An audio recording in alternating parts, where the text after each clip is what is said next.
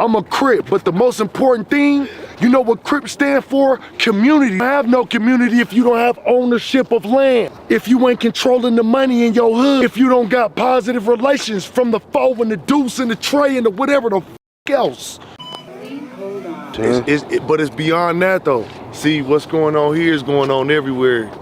And you know what's a testament to what's going on? Is us as a people not recognize what's going on and not moving accordingly. When we was young, we didn't know what we had, our generation, because early 80s, the gangs from LA came out here. When the gangs from LA came out here and the influence, it was more of a revolutionary thing because that just what was the energy of the people at that time. So just thinking like the late 70s, the 70s and the early 80s, it was still that power to the people, black.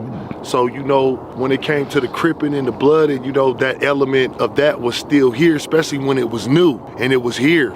So those are the elements that we took at first, but the ones that did, just like in LA, they were young. You know what I'm saying? The people that started these monumental movements was 13 and 14, 15 years old. We was kids, we was 7 and 8, 9 and 10, 11, 12 years old, looking up to people like guys that was only 19 and 20 and 21 and 22, running the whole city.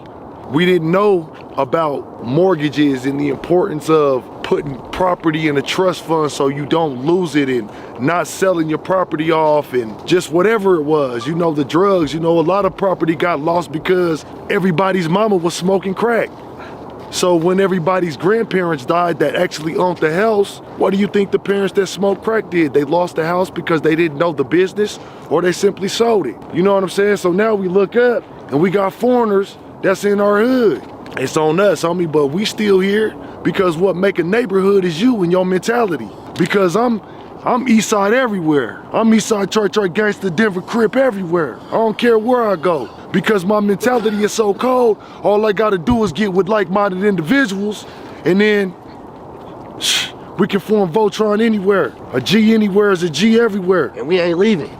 We ain't going nowhere. We here. And then we got our own like Crip is the last name, at least in the east side, but you know, we claim our own blocks. I'm from 33rd. So when I got put on the street sign said 33rd, you know, Trey 4, they right next to us. That's my cousins. You know what I'm saying? Then we got the deuces to the left.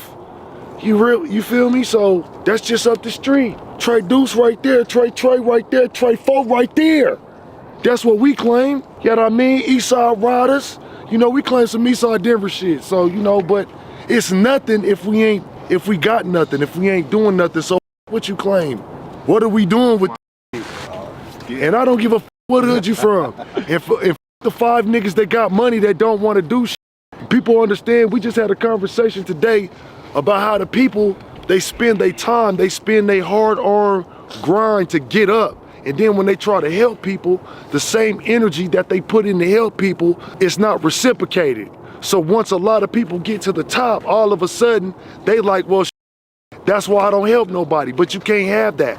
Well, all the rich get together then, f it. From every city, all the rich motherfuckers get together, put your money in the pot, and buy some motherfucking ports, buy some warehouses, buy land, hell. You can buy land, you can build we can build a city. If black people was to leave the United States today, we'd be the 11th most richest nation in the world. That's how much money we got as a whole. But we're separated through ideology and a name. I'm a Crip, but the most important thing, you know what Crip stand for? Community. The C stand for community. So you don't have no community if you don't have ownership of land. If you ain't controlling the money in your hood. If you don't got positive relations from the foe and the deuce and the tray and the whatever the else. So where's the Crip at? Where the C at? Where it at? I read. That's right, I read. He wanna know the C stands for us. No, the C stands for us. And this is another history of Denver, Colorado. After slavery in the 1800s, this is the history of my hood. After slavery in the late 1800s, slavery ended in 1865. So just think of this time of era. So our ancestors, our great-great-grandparents and all that built this neighborhood, loped up to keep it.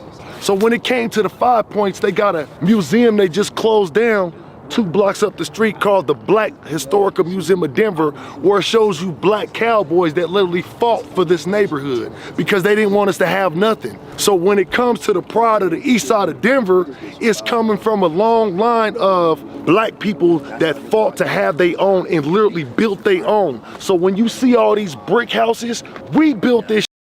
So to lose it is so tragic because we didn't understand what we had, because as a whole, all over the country, we got knocked out and we didn't realize it. I don't give a what you claiming. So right now it's calling all cars. Blood, Crip, up, down, left, right, G, whatever. Let's get it. It's time to work through this whatever we gotta do and do it. So what? You might be from somewhere else. But the greatest thing is life itself and who you are, homie. We need to start building ourselves up as men.